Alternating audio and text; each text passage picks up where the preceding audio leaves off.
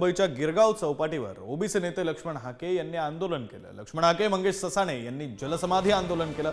ओबीसींना अतिशय कमी निधी मिळत असल्याचा आरोप करत त्यांनी हे आंदोलन केले। जाऊ ना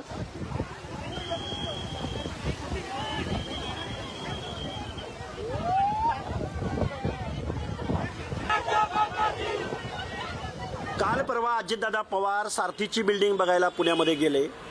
त्या बिल्डिंग समोर थोडंसं पाणी साचलं तर हाच अजितदादा पवार त्या पीडब्ल्यूडीच्या अधिकाऱ्यांना झापतो। पण आमच्या महाज्योतीच्या संस्थेला 1000 स्क्वेअर फुटाचं एक कार्यालय सुद्धा देऊ शकत नाही। म्हणून आम्ही आज समुद्रामध्ये उड्या घेतल्या होत्या। आमच्या सर्व माता म्हणजे आमच्या भगिनी, PhDच्या स्टुडंट, सगळी मुलं त्यामध्ये होते। अजितदादा पवारांनी लवकरात लवकर सारथीपेक्षा दुप्पट निधी महाज्योतीला दिला पाहिजे। त्याचं कारण असं आहे की महाज्योतीची विद्यार्थ्यांची संख्या जास्त आहे।